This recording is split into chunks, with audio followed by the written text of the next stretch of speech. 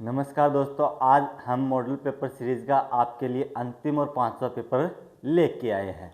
ये हमारा आज आखिरी पेपर होगा। उसके बाद में संपूर्ण पाठ्यक्रम के आधार पर एक क्लास बनाई जाएगी जिसमें पहले चैप्टर से लेकर आखिरी चैप्टर तक के सभी ऑब्जेक्टिव टाइप और प्रश्नों को और निम्नात्मक प्रश्नों को शामिल किया जाएगा, जिसमें पार्ट फर्स्ट और सेकंड दोनों के प्रश्न होंगे। तो चलिए बिना देर किए शुरू करते हैं आज अपना अंतिम पेपर।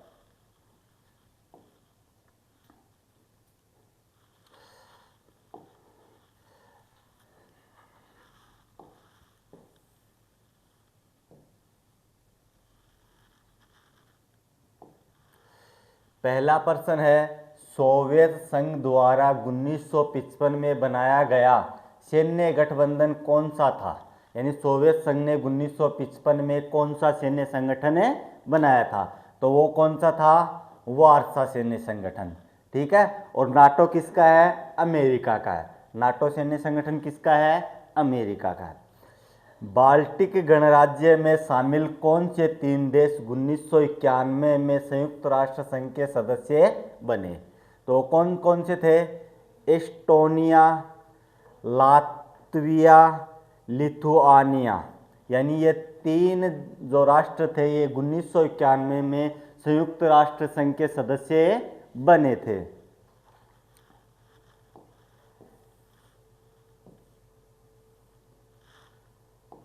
प्रश्न है, चीन ने खुले द्वार की नीति की घोषणा कब की थी। यानी चीन ने खुले द्वार की नीति की घोषणा कब की थी, 1978 में, 78। फरक्का संधि किन दो देशों के बीच जल बंटवारे से संबंधित है। यानी फरक्का संधि किन किन देशों के बीच है, भारत और बांग्लादेश के बीच।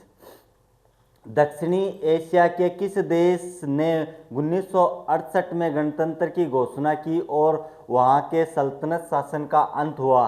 तो दक्षिणी एशिया का कौन सा देश है, मालदीव।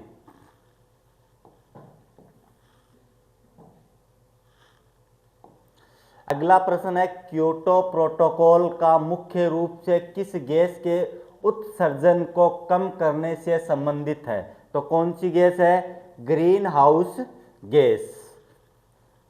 सांझी संपदा के दो उदाहरण हैं। सांझी संपदा का मतलब वो है संपदा जिस पर सबका सामूहिक रूप से अधिकार होता है। तो क्या क्या है, वायुमंडल और समुद्री सतह है।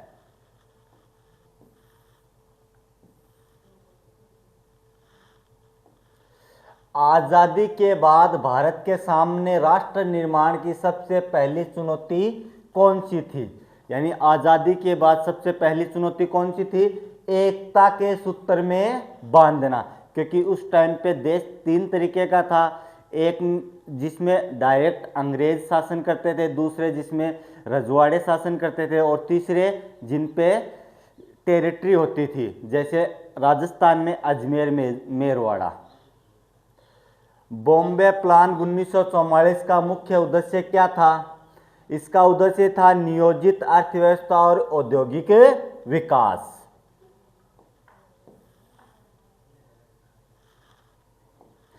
भारत की विदेश नीति के संदर्भ में पंचशील के सिद्धांतों पर हस्ताक्षर किन दो नेताओं ने किए थे। तो पंचशील सिद्धांत पर किन दो नेताओं ने हस्ताक्षर किए थे, नेहरू और चाउ एन लाई।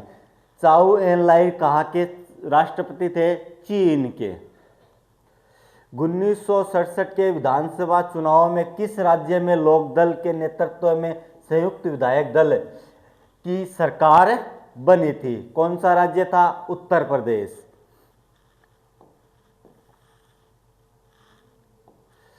उन्नीस सौ 64 में जवाहरलाल नेहरू की मृत्यु के बाद कांग्रेस पार्टी के अध्यक्ष कौन थे जिन्होंने उत्तराधिकारी के चयन में महत्वपूर्ण भूमिका निभाई थी। तो कौन थे, के कामराज। चारू मजुमदार का नाम किस राजनीतिक आंदोलन से जुड़ा हुआ है, नक्सलवादी आंदोलन से जुड़ा हुआ है। 1974 के बिहार आंदोलन का नेतृत्व स्वीकार करते समय जयप्रकाश नारायण ने क्या शर्त रखी थी। आंदोलन अहिंसक होगा।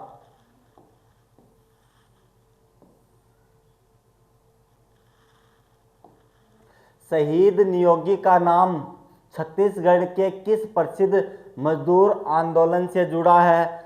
छत्तीसगढ़ मुक्ति मोर्चा। भारतीय संविधान के किस अनुच्छेद में संशोधन की प्रक्रिया का वर्णन किया गया है? 368।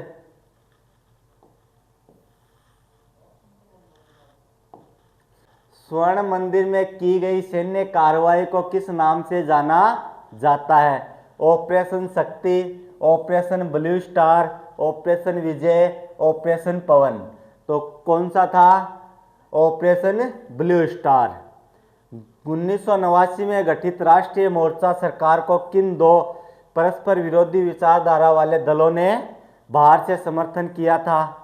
भाजपा और वाम मोर्चा, कांग्रेस और भाजपा, द्रमुक और अकाली दल, सपा और बसपा। तो इसका उत्तर होगा भाजपा और वाम मोर्चा।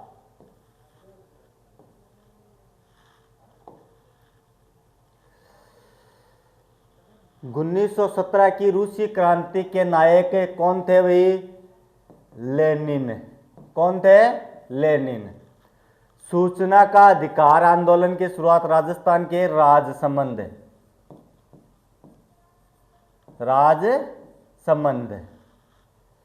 संयुक्त राष्ट्र संघ के चार्टर पर 26 जून 1945 को 51 देशों ने हस्ताक्षर किए थे।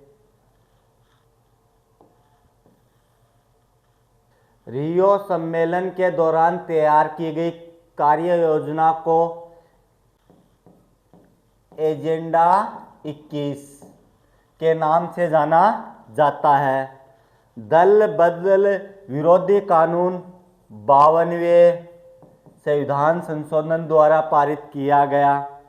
भारत में मिश्रित अर्थव्यवस्था का मॉडल अपनाया गया, जिससे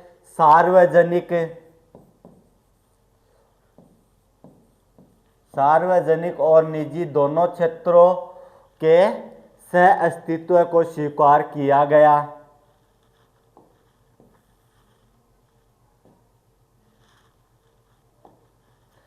संयुक्त राष्ट्र संघ का मुख्य प्रशासनिक अधिकारी कौन होता है?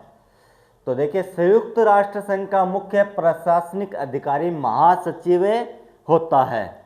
ठीक है। सीमित परमाणु परीक्षण संधि LTBT पर किस वर्ष हस्ताक्षर किए गए थे? सीमित परमाणु परीक्षण संधि पर 1963 में हस्ताक्षर किए गए थे।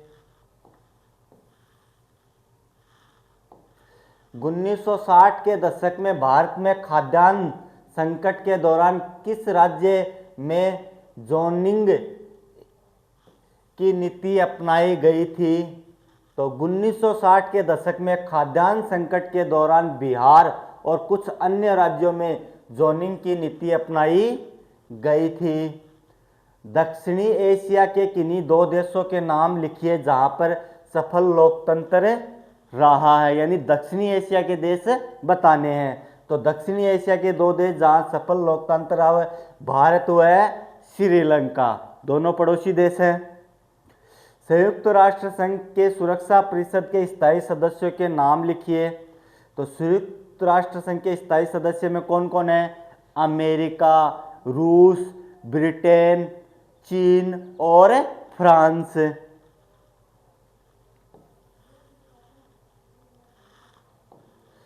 सुरक्षा की बुनियादी धारणा के दो प्रकार कौन से हैं?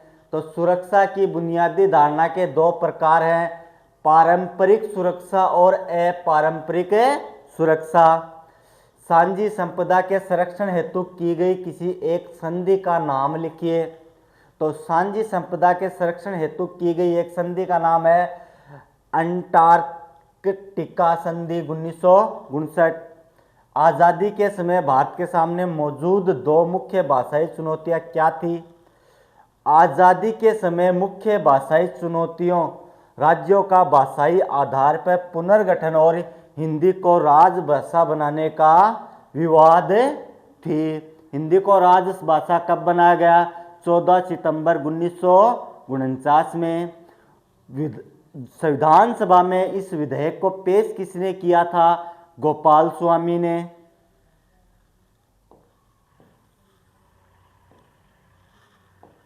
विकास का केरल मॉडल क्या है? विकास का केरल मॉडल शिक्षा, स्वास्थ्य, भूमि सुधार और साक्षरता पर केंद्रित विकास का मार्ग है। 1969 में कांग्रेस के विभाजन का मुख्य कारण क्या थी? 1969 में कांग्रेस के विभाजन का मुख्य कारण इंदिरा गांधी और सिंडिकेट पुराने नेताओं के बीच गुटीय वर्चस्व का टकराव था। सिंडिकेट का मुखिया कौन था? के कामराज इसका मुखिया था। सप्तदलीय गठबंधन किस देश के लोकतंत्र आंदोलन से संबंधित है? सप्तदलीय गठबंधन नेपाल के लोकतंत्र आंदोलन से संबंधित है।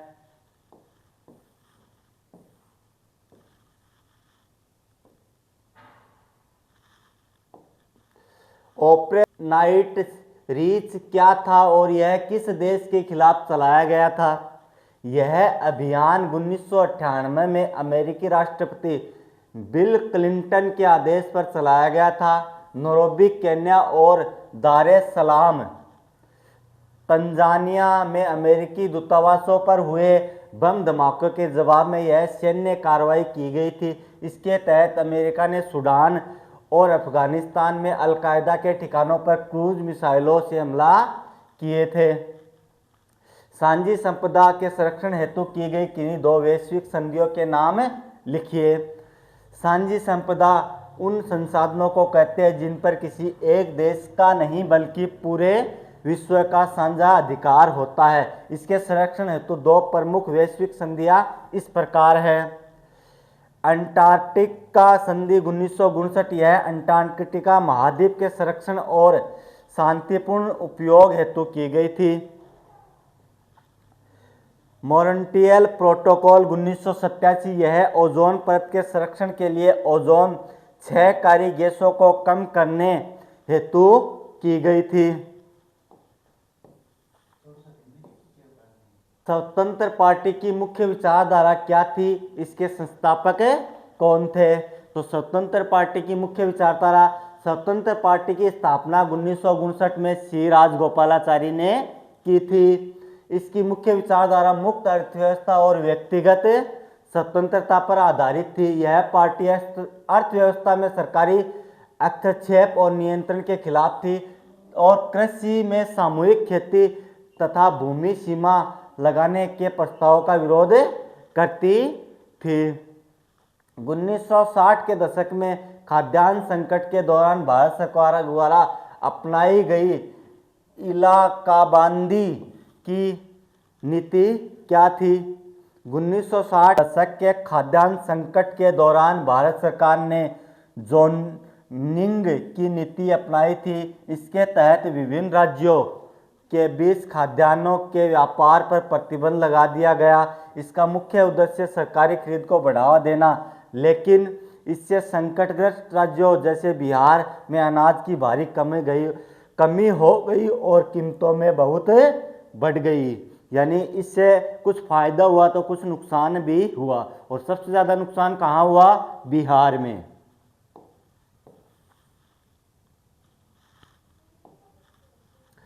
सोवियत प्रणाली के पतन के बाद रूस की अर्थव्यवस्था पर क्या प्रभाव पड़ा? सोवियत संघ के विघटन के बाद रूस में शॉक थेरेपी अपनाई गई, जिसका अर्थव्यवस्था पर विनाशकारी प्रभाव पड़ा। रूस का औद्योगिक ढांचा चरमरा गया और लगभग 90% उद्योगों को निजी हाथों या कंपनियों को बहुत कम दामों में बेच दिया गया, जिससे इतिहास की सबसे बड़ी गैराज सेल कहा जाता है। मुद्रास्फीति के कारण लोगों की जमा पूंजी खत्म हो गई और रूबल का मूल्य गिर गया। कब हुआ था? 1991 में। यानी सोवियत संघ का विघटन कब हुआ था? 1991 में। आसियान के मुख्य उद्देश्यों का वर्णन कीजिए।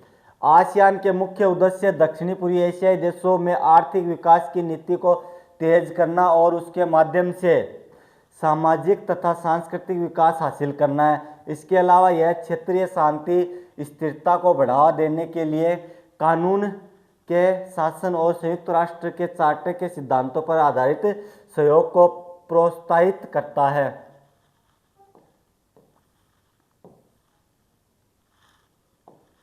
अंतर्राष्ट्रीय संगठनों की आवश्यकता क्यों है? कोई दो कारण लिखिए, यानी अंतर्राष्ट्रीय संगठनों की जरूरत क्यों है? अंतर्राष्ट्रीय संगठनों की आवश्यकता के दो मुख्य कारण निम्नलिखित है।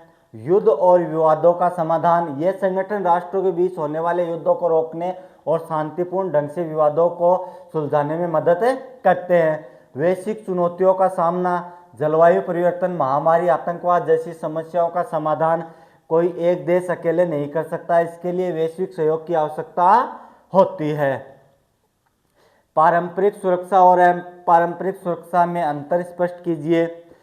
पारंपरिक सुरक्षा का मुख्य रूप से बाहरी सैन्य खतरों से संबंधित होता है, जिसमें राज्य की संप्रभुता और क्षेत्रीय अखंडता की रक्षा पर ध्यान दिया जाता है। इसके विपरीत अपारंपरिक सुरक्षा में केवल सैन्य खतरे ही नहीं बल्कि मानवीय अस्तित्व को प्रभावित करने वाले खतरे जैसे गरीबी, महामारी, मानव अधिकारों का उल्लंघन और ग्लोबल वार्मिंग भी शामिल होती है।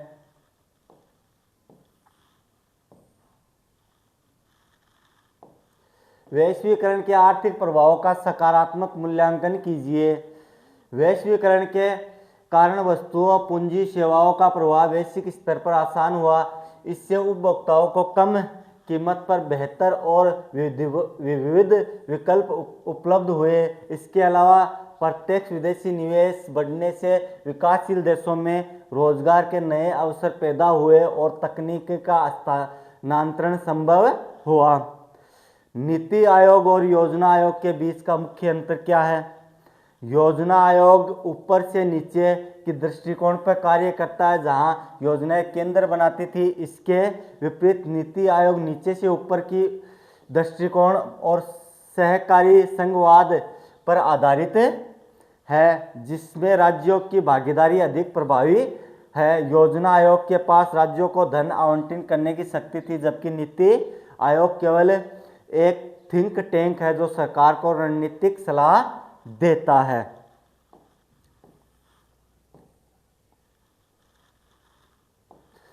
सोवियत संघ के विघटन के बाद रूस को उसका उत्तराधिकारी राज्य क्यों माना गया? तर्क सहित स्पष्ट कीजिए। 1991 में सोवियत संघ के पतन के बाद रूस को उसका उत्तराधिकारी स्वीकार करने के पीछे कई ठोस राजनीतिक और कानूनी तर्क थे। सबसे प्रमुख कारण यह था कि रूस सोवियत संघ का सबसे बड़ा और शक्तिशाली गणराज्य था। अंतर्राष्ट्रीय स्तर पर सोवियत संघ की संयुक्त राष्ट्र सुरक्षा परिषद में जो स्थायी सदस्यता थी वह रूस को सौंप दी गई। इसके अतिरिक्त सोवियत संघ ने जो भी अंतर्राष्ट्रीय संधियां और समझौते किए थे उन्हें निभाने की जिम्मेदारी रूस ने ली। रूस ने सोवियत संघ के परमाणु हथियारों के जखीरों पर भी नियंत्रण प्राप्त किया और उससे एक परमाणु शक्ति संपन्न राष्ट्र का दर्जा मिला। सोवियत संघ के कर्ज और संपत्तियों के निपटान में भी रूस की मुख्य भूमिका रही। इस प्रकार निरंतरता बनाए रखने के लिए विश्व समुदाय और अन्य पूर्व सोवियत गणराज्यों ने रूस को उत्तराधिकारी के रूप में स्वीकार किया। यानी कोई भी एक बड़ा व्यापारी या संगठन होता है तो उसका कोई ना कोई उत्तराधिकारी बनाया ही जाता है।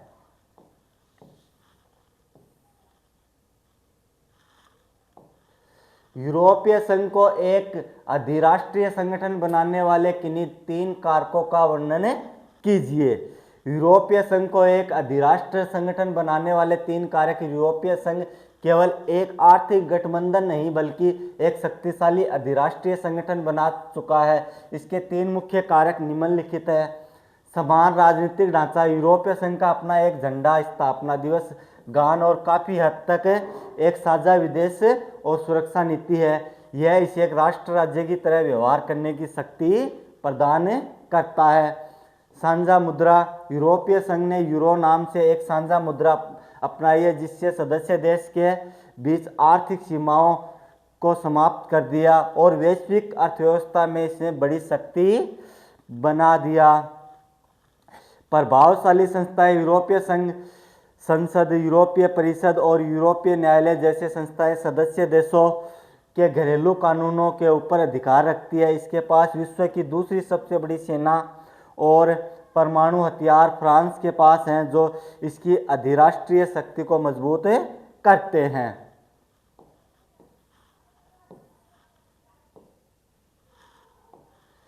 आसियान शैली से क्या अभिप्राय है? आसियान के किन्हीं दो मुख्य स्तंभों का वर्णन कीजिए। यानी आसियान मतलब दक्षिणी एशिया के देशों का संगठन है। आसियान शैली का अर्थ है आसियान देश के बीच कामकाज करने की उस अनौपचारिक टकराव रहित और सहयोगात्मक तरीके से है। यह शैली सदस्य देशों की राष्ट्रीय संप्रभुता का सम्मान करने और एक दूसरे के आंतरिक मामलों में हस्तक्षेप न करने के सिद्धांत पर आधारित है। इसके मुख्य दो स्तंभ इस प्रकार है। आसियान सुरक्षा समुदाय, इसका उद्देश्य क्षेत्रीय विवादों को सैन्य संघर्ष तक न पहुंचने देना और बातचीत के माध्यम से शांति बनाए रखना। आसियान आर्थिक समुदाय, इसका उद्देश्य सदस्य देशों के बीच एक साझा बाजार और उत्पादन आधार तैयार करना है ताकि क्षेत्रों के निवेश, श्रम और सेवाओं का मुक्त प्रवाह हो सके। यह आर्थिक विकास की गति देने और विवादों को सुलझाने के लिए एक तंत्र प्रदान करता है।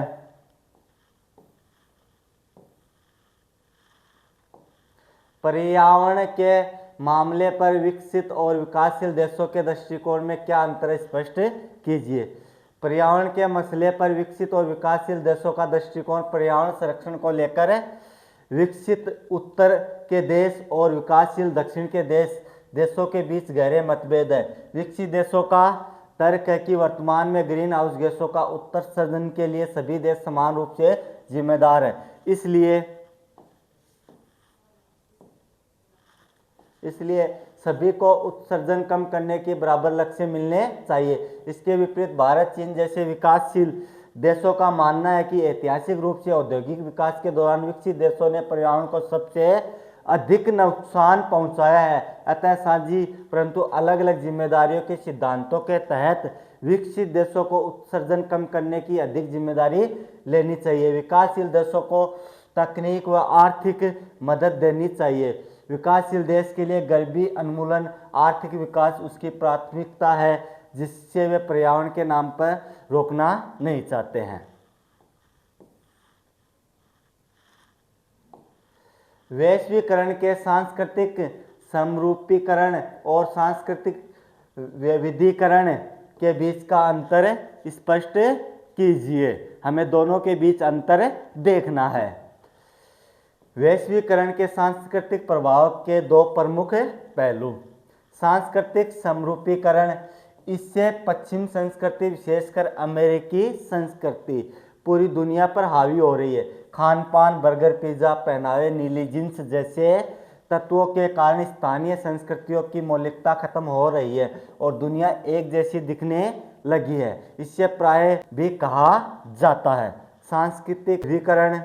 इसके विपरीत वैश्वीकरण से संस्कृतियों का मिश्रण भी हो रहा है, जिसमें नई और विशिष्ट संस्कृतियां जन्म ले रही हैं। उदाहरण के लिए जींस के साथ कुर्ता पहना गया, संगीत में फ्यूजन, इससे स्थानीय संस्कृतियों का वैश्विक मंच मिलता है और वे समृद्ध होते हैं। वैश्वीकरण प्रत्येक संस्कृति को खत्म नहीं करता, बल्कि उससे बाहरी तत्वों के साथ मिलकर और अधिक विविधतापूर्ण बनाता है।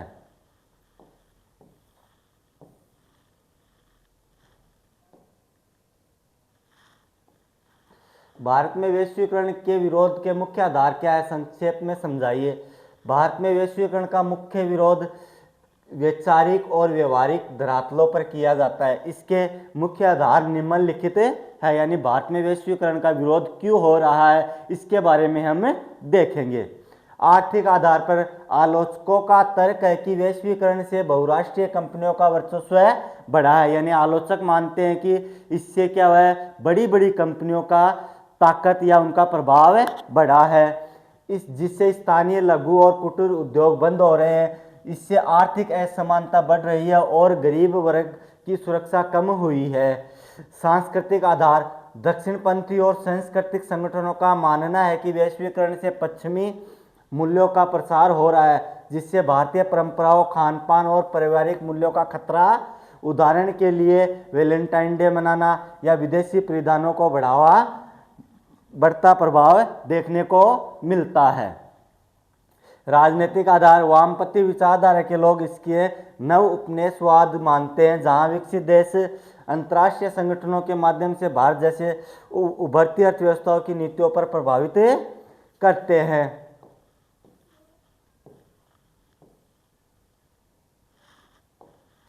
भारत में चिपको आंदोलन के सामाजिक और पारिस्थितिक कारणों का विश्लेषण कीजिए। देखिए, अगर चिपको आंदोलन का पुराना इतिहास देखते हैं तो उसका राजस्थान की जोधपुर रियासत से जुड़ा हुआ है, खेजड़ली ग्राम से। चिपको आंदोलन 1970 के दशक में शुरुआती वर्षों में उत्तराखंड, उत्तर प्रदेश में शुरू हुआ एक महत्वपूर्ण पर्यावरण आंदोलन था। इसके मुख्य कारण निम्नलिखित है, यानी पहले उत्तराखंड किसका हिस्सा था? उत्तर प्रदेश का। पारिस्थितिक कारण, हिमालय क्षेत्र में वनों की अंधाधुंध कटाई से भूस्खलन और बाढ़ की समस्या बढ़ रही थी। स्थानीय ग्रामीण खेती और चारे के लिए वनों पर निर्भर थे और वे पारिस्थितिक संतुलन बनाए रखना चाहते थे। सामाजिक आर्थिक कारण, सरकार ने स्थानीय ग्रामीणों को खेती और रोजगार बनाने के लिए अंगू के पेड़ की कटाई की अनुमति नहीं दी, लेकिन खेल सामग्री बनाने वाली एक निजी कंपनी को व्यावसायिक उद्देश्य की हेतु पेड़ों को काटने का ठेका दे दिया, जिससे ग्रामीणों में भारी असंतोष पैदा हुआ। महिलाओं ने इस आंदोलन में सक्रिय भूमिका निभाई, क्योंकि शराबखोरी के खिलाफ और जंगलों पर अपने हक के लिए वे आगे आई। ग्रामीणों ने पेड़ों से चिपककर उन्हें काटने से बचाया, जिसे यह गांधीवादी प्रतिरोध का एक बड़ा प्रतीक बने गया। यानी इस आंदोलन का मुख्य उद्देश्य क्या था? पेड़ों को काटने से बचाना, ताकि पर्यावरण को सुरक्षित किया जा सके।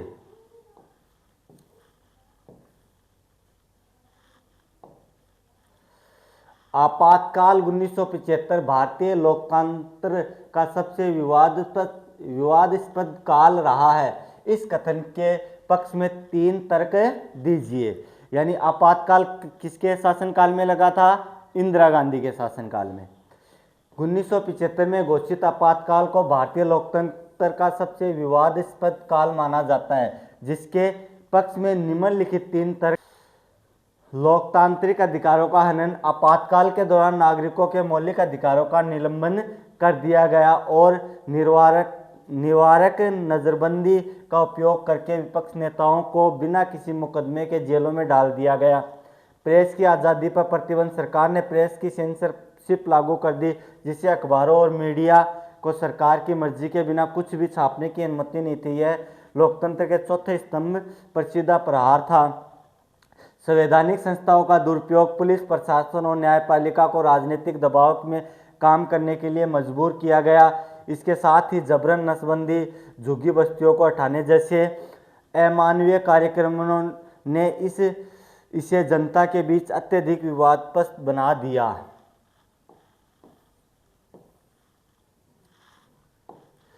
समकालीन विश्व राजनीति में पर्यावरण एक वैश्विक मुद्दा क्यों बन गया? सांझी परंतु अलग अलग जिम्मेदारियों के सिद्धांत की वर्तमान वैश्विक पर स्पष्ट कीजिए। यानी यह प्रश्न हमने पहले भी देखा है, इसे हमने थोड़ा विस्तार से समझना है। वर्तमान में पर्यावरण केवल एक पारिस्थितिक विषय न रहकर एक गंभीर राजनीतिक मुद्दा बन गया है। इसमें वैश्विक मुद्दा बनने के मुख्य कारण निम्नलिखित है।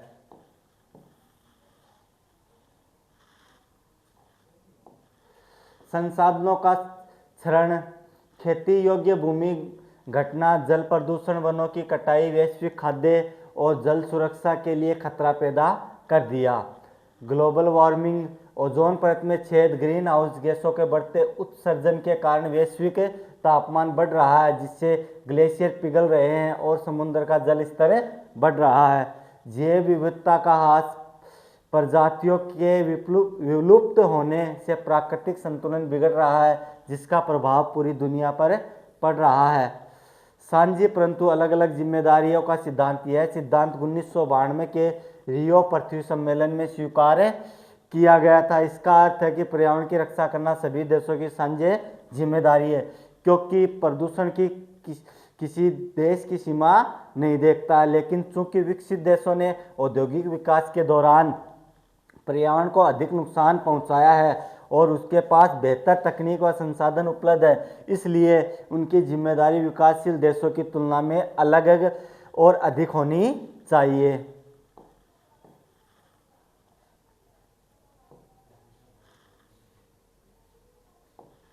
वर्तमान प्रासंगिकता आज के परिप्रेक्ष्य से में यह सिद्धांत अत्यंत प्रासंगिक है। भारत और चीन जैसे विकासशील देश गरीबी उन्मूलन की प्रक्रिया में हैं, इसलिए उन पर विकसित देशों के समान कड़े उत्सर्जन मानक थोपना अन्यायपूर्ण होगा। क्योटो प्रोटोकॉल और पेरिस समझौते ने इस सिद्धांत को आधार बनाया गया ताकि न्याय संगत तरीके से जलवायु परिवर्तन का मुकाबला किया जा सके।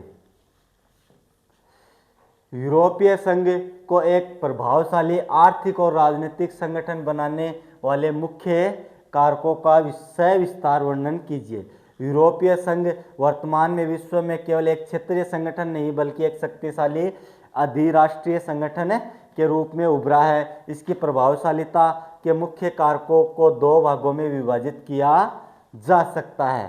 पहला कारक है आर्थिक कारक।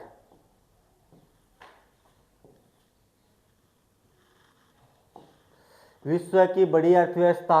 यूरोपीय संघ की अर्थव्यवस्था विश्व की सबसे बड़ी अर्थव्यवस्थाओं में से एक है। इसका सकल घरेलू उत्पादन अमेरिका के लगभग बराबर है, जो इसे वैश्विक व्यापार में एक अनिवार्य शक्ति बनाता है। साझा मुद्रा। यूरोपीय संघ ने यूरो को अपनी साझा मुद्रा के रूप में अपनाया। यूरो अब अमेरिकी डॉलर के प्रभुत्व के लिए एक गंभीर चुनौती बन गया, जिससे वैश्विक वित्तीय बाजारों में यूरोपीय संघ का प्रभाव बढ़ा।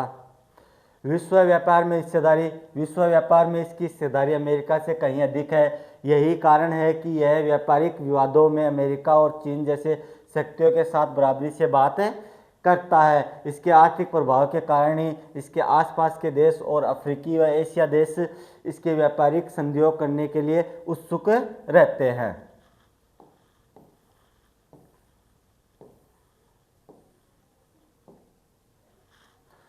दूसरा कारण है राजनीतिक और कूटनीतिक कारण।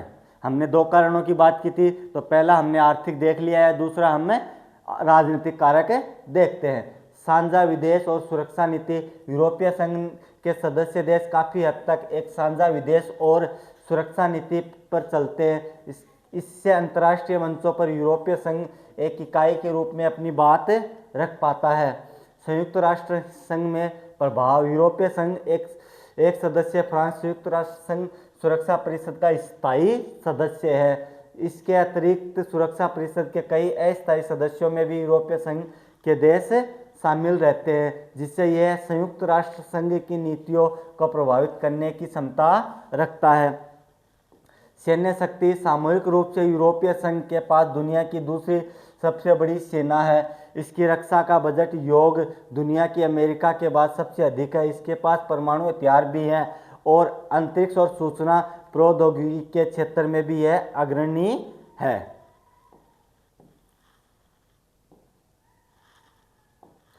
शीत युद्ध की समाप्ति के बाद अमेरिका का वर्चस्व बढ़ गया। इस कथन के पक्ष में और विपक्ष में तर्क दीजिए। 1991 में सोवियत संघ के विघटन के साथ ही द्विध्रुवीय विश्व का अंत हो गया और एक ध्रुवीय विश्व की शुरुआत हुई, जिसे अमेरिका एकमात्र महाशक्ति बनकर उभरा। हमने बताया था, पहले बात की थी यूएसएसआर के बारे में कि उसका उत्तराधिकारी कौन बना था? रूस बना था। पक्ष में तर्क। वर्चस्व की पुष्टि। सैन्य वर्चस्व। अमेरिका की सैन्य शक्ति बेजोड़ है। उसका रक्षा बजट अगले कई शक्तिशाली देशों के कुल बजट से भी अधिक है। ऑपरेशन डेजर्ट स्टॉर्म और इराकी फ्रीडम ने इसकी श्रेष्ठता सिद्ध की। आर्थिक वर्चस्व। वैश्विक अर्थव्यवस्था में अमेरिका की बड़ी जिम्मेदारी है। विश्व बैंक, IMF और WTO जैसी संस्थाओं पर उसका गहरा प्रभाव है। इंटरनेट, वैश्विक व्यापार मार्ग पर भी उसका नियंत्रण है।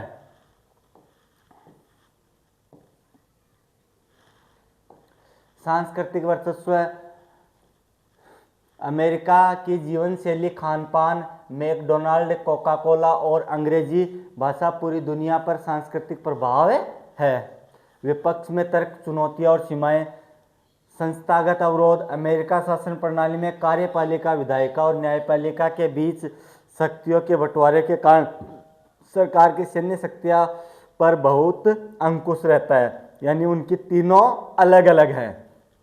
नाटो, अमेरिका के पास अपने ही सहयोगी देश नाटो सदस्य कभी कभी उसकी नीतियों का विरोध करते हैं जो उसके वर्चस्व को सीमित करता है। उभरती शक्तियाँ, वर्तमान में चीन की बढ़ती आर्थिक शक्ति, यूरोपीय संघ का प्रभाव और भारत, रूस जैसे देशों का पुनरुत्थान अमेरिका की एक ध्रुवीयता को चुनौती दे रहा है। वैश्विक जनमत, इराक युद्ध जैसे फैसलों के खिलाफ वैश्विक जनमत ने अमेरिका की नीतियों वर्चस्व को कमजोर किया है।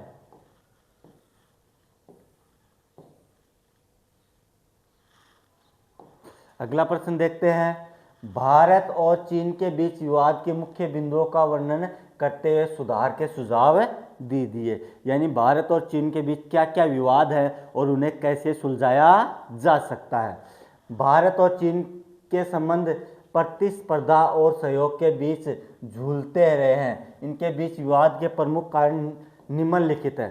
सीमा विवाद, 1962 के युद्ध के बाद सीमा विवाद अनसुलझा है। अक्साई चीन क्षेत्र और अरुणाचल प्रदेश, जिसे चीन दक्षिणी तिब्बत कहता है, को लेकर अक्सर तनाव बना रहता है। हालिया गलवान घाटी संघर्ष 2020 इसका उदाहरण है। तिब्बत 1959 में दलाई लामा को भारत द्वारा शरण दिया जाना चीन को अपने आंतरिक मामले में हस्तक्षेप मानता है। अंतर्राष्ट्रीय राजनीति, चीन द्वारा पाकिस्तान को सैन्य परमाणु मदद देना और भारत की सुरक्षा परिषद में स्थायी सदस्यता का विरोध करना संबंधों में कड़वाहट पैदा करता है। आर्थिक असंतुलन, द्विपक्षीय व्यापार में भारत का बड़ा व्यापार घाटा और चीन के स्ट्रिंग ऑफ पर्ल्स की नीति भारत को घेरने की रणनीति चिंता का विषय है।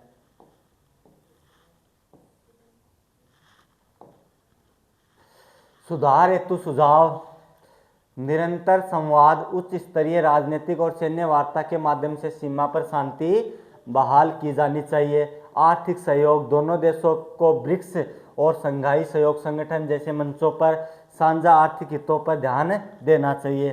सांस्कृतिक आदान प्रदान, पर्यटन और शैक्षिक आदान प्रदान के माध्यम से ट्रस्ट डेफिसिट, विश्वास की कमी को कम किया जा सकता है। बहुपक्षीय सहयोग, जलवायु परिवर्तन और वैश्विक आतंकवाद जैसे मुद्दों पर साझा रुख अपनाकर संबंधों को नई दिशा दी जा सकती है।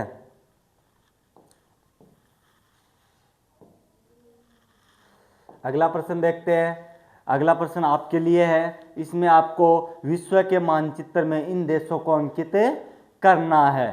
ठीक है, तो देखते हैं। वियतनाम, क्यूबा, दक्षिणी Korea, Afghanistan, Poland, Cuba, Vietnam और ईरान। तो देखिए इनमें क्यूबा दो बार है। क्यूबा आपको कहाँ मिलेगा? अमेरिका देश के पास क्यूबा मिलेगा। वियतनाम चीन के थोड़ा सा आप पूर्व में देखेंगे तो आपको वियतनाम मिलेगा। दक्षिणी कोरिया जापान के उत्तर में मिलेगा। अफगानिस्तान पाकिस्तान के जस्ट ऊपर। और ईरान, इराक, अफगानिस्तान, ये देश सभी एक जगह है। आपको खुद एक खाली मैप लेना है विश्व का और उसमें इनको अंकित करना है। आज की क्लास में बस इतना ही।